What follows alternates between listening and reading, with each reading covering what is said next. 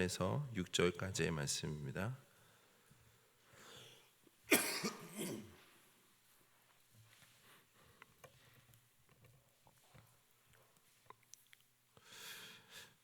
한 절씩 교독하고 마지막 6절은 함께 합독하도록 하겠습니다. 여호와여, 어느 때까지니까 나를 영원히 잊으신나이까? 주의 얼굴을 나에게서 어느 때까지 숨기시겠나이까?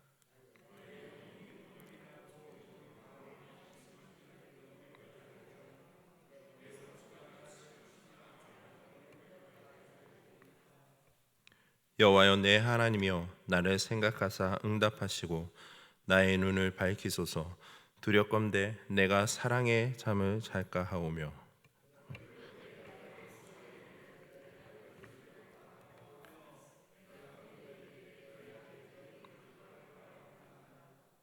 나는 오직 주의 사랑을 의지하여 싸우니 나의 마음은 주의 구원을 기뻐하리이다. 내가 여호와를 찬송하리니 이는 주께서 내게 은덕을 베푸심이로다. 아멘. 잠시 기도하겠습니다.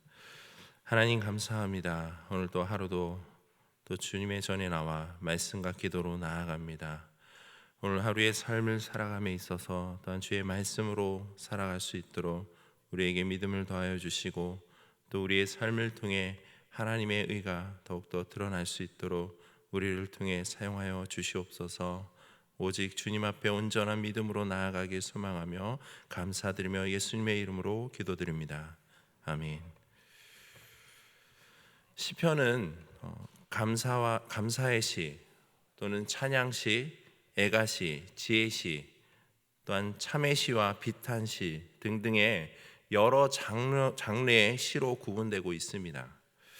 그 가운데서 비탄의 시는 일반적으로 고통과 위기에 직면한 시인의 처절한 절규와 탄식과 같은 그 상황 속에서도 좌절하지 않고 하나님께 구원에 대한 그 확신을 가지고 드리는 기도의 시라고 할 수 있습니다.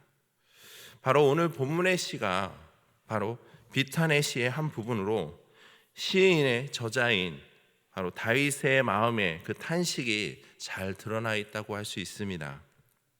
1절 말씀입니다. 여호와여, 어느 때까지니까 나를 영원히 잊으시나이까?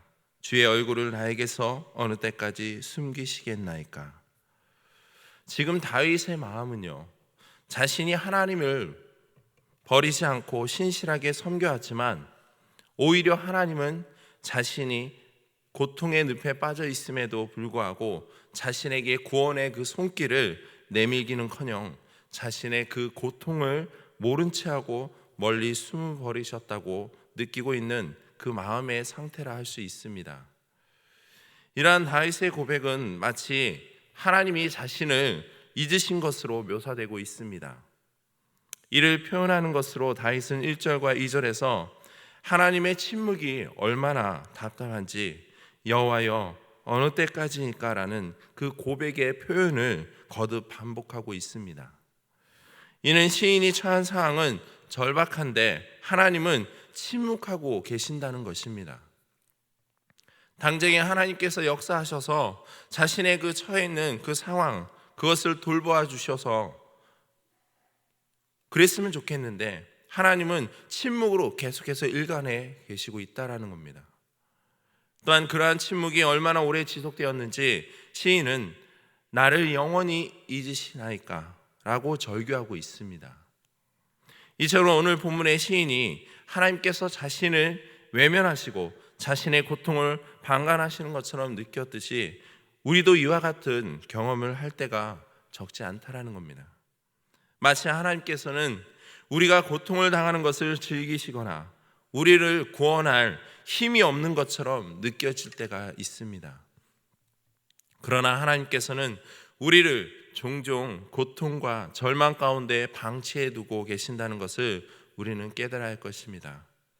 이것은 결코 우리를 미워해서도 또한 구원할 힘이 없어서가 아닙니다. 이는 우리의 신앙을 순도 높은 순결한 신앙으로 만들기 위함이라는 겁니다. 일반적으로 금광에서 금강성을 우리가 채굴해야 했다고 해서 그것이 바로 금이 되는 것은 아닙니다. 금강석은 금을 포함하고는 있지만 금 외에 다른 많은 불순물이 함께 섞여 있기 마련입니다. 그래서 그 자체로는 큰 가치를 지니지 못합니다. 때문에 순수한 금을 얻기 위해서는 그 금강석을 뜨거운 용광로에 넣어 녹임으로써 금과 불순물을 분리해야 합니다. 그리고 그러한 과정을 한 번만 거치는 것이 아니라 여러 번에 걸쳐야만 진정한 순금이 나오게 된다는 겁니다. 마찬가지로 우리도 처음에는 하나님께 부름을 받게 되면 우리의 모습은 죄로 오염된 상태입니다.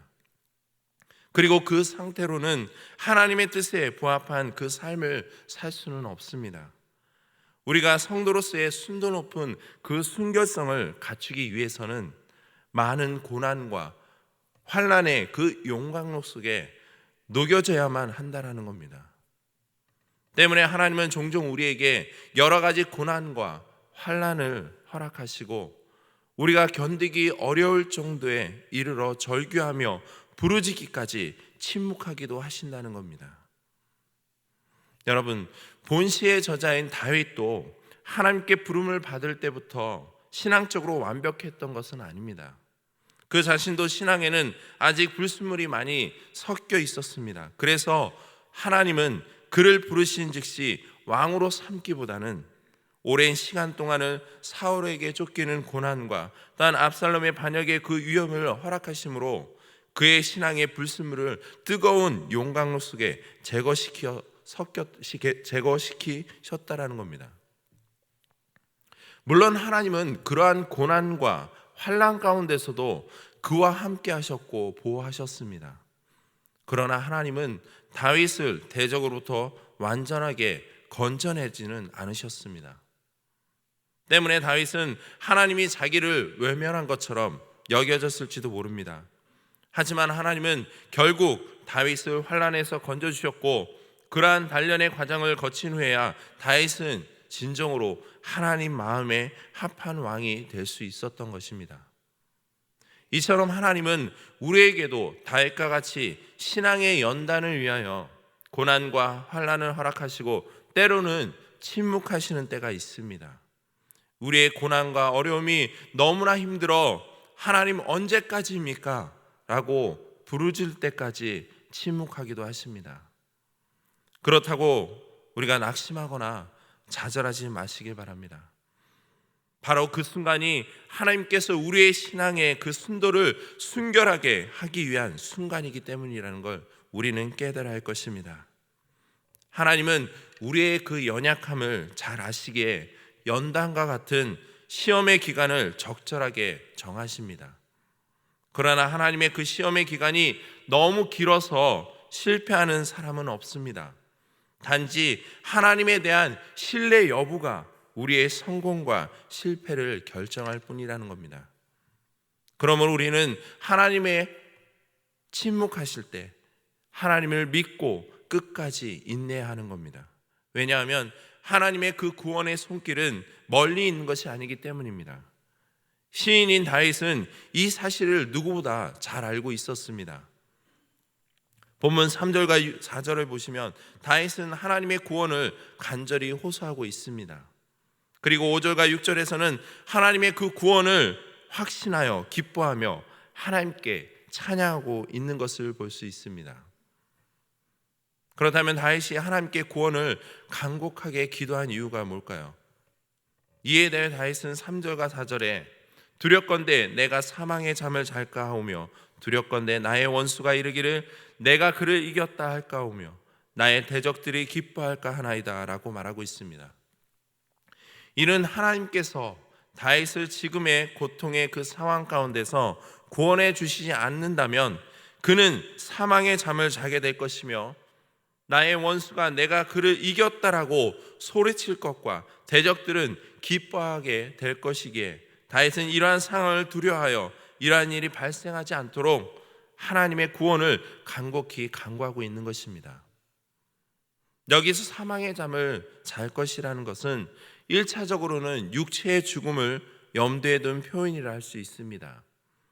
당시 다윗은 대적들의 위협 혹은 육체적인 쇠약함으로 인해 죽음의 위기 가운데 있었기 때문입니다.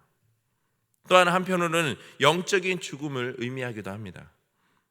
다윗은 지금의 고통의 상태가 계속되면 자신의 신앙이 흔들려서 결국 하나님과의 그 교제가 단절되어 영적인 죽음의 상태까지 이를 수 있다고 생각하였기 때문입니다.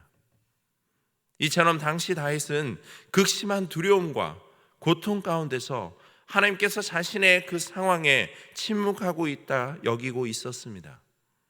그럼에도 불구하고 다윗은 자신이 사망의 잠을 잘 것과 원수의 승리, 대적들이 기뻐하는 그 비극적인 일들이 일어날 것을 우려하여 하나님께 간곡한 구원의 기도를 드리고 있는 것입니다. 여기까지만 놓고 본다면 지금 다윗은 매우 극심한 두려움과 또한 절망의 늪에 빠져 있는 듯합니다. 그러나 5절과 6절에서는 정반대의 모습을 보이고 있습니다. 나는 오직 주의 사랑을 의지하여 싸우니 나의 마음은 주의 구원을 기뻐하리이다. 내가 여호와를 찬송하리니 이는 주께서 내게 은덕을 베푸심이로다. 이는 다윗이 두려움과 절망의 늪에서 빠져나와 구원의 확신으로 인한 기쁨으로 하나님께 찬양을 드리는 것이라 할 수 있습니다. 이와 같은 다윗의 구원의 확신은 지난날 하나님의 구원을 받았던 경험에 근거한 것입니다. 다윗은 지난날 여러 번 주의 인자하심을 의뢰한 적이 있었습니다. 그리고 하나님은 그때마다 그에게 구원의 손길을 내밀어 그를 건져주셨으며 그에게 주의 인자하신 그 사랑을 베풀어 주셨습니다.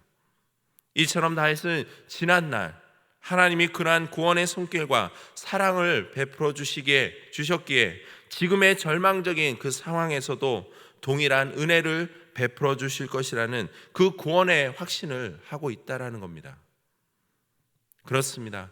지금 다윗은요, 두려움과 절망적 상황에서 마치 하나님께서 아무런 반응도 없이 침묵으로 일관하고 있는 상황이듯 하지만 그럼에도 불구하고 다윗은 지난날 하나님께서 베풀어 주신 그 구원의 손길과 사랑을 너무나 잘 알기에 그것을 마음에 새기고 그의 시선을 지금의 절망적인 그 상황에 두고 있는 것이 아니라 오히려 언약을 지키사 자신을 구원해 주실 여호와 하나님께 그 시선을 집중하여 하나님의 구원을 향한 기도를 드리고 있는 것입니다.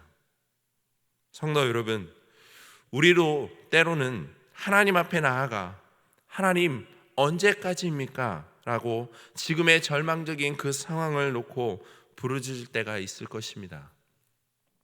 그때 우리는 하나님이 우리를 외면하신다는 생각이 들 때가 있습니다. 아무리 부르짖어도 응답이 없고 고통만 가중될 때가 있습니다.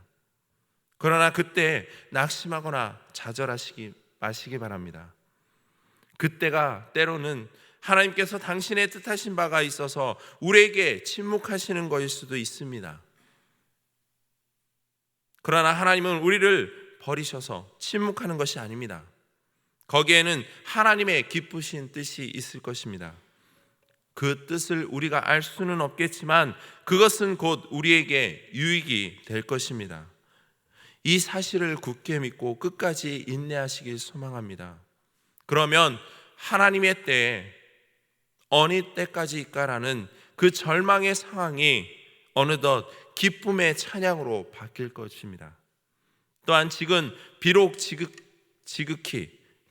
지극한 환난과 고통 가운데 있을지라도 다윗과 같이 하나님의 그 구원의 은혜를 소망하며 기도할 때 하나님께서는 우리에게 참된 구원의 기쁨과 찬양을 경험케 해주실 것입니다. 우리의 그 절망이 때로는 하나님께서 우리의 그 신앙을 더욱더 연단시키기 위한 순간임을 우리는 기억해야 될 것입니다. 그래서 끝까지 하나님을 신뢰하고 나아갈 때 하나님께서 저와 여러분들의 그 삶 가운데 귀한 열매로 허락해 주실 줄 믿습니다. 오늘도 이와 같은 믿음으로 그 확신을 가지고 하나님의 그 침묵 앞에서도 끝까지 인내의 기도로 나아가기 소망합니다. 하나님의 구원의 손길은 멀리 있는 것이 아니라 바로 저와 여러분들 곁에 늘 항상 계심을 믿으시길 소망합니다. 우리 이 시간 함께 기도하실 때 나의 고통과 그 두려움 가운데서도 침묵하시는 하나님께 원망과 좌절의 마음이 아니라 주의 그 인자하신 사랑에 힘입어 주님께서 나에게 구원의 손길을 허락해 달라고, 어떤 어려움 속에서도 끝까지 인내할 수 있는 그 믿음이 있게 해달라고 함께 기도하시고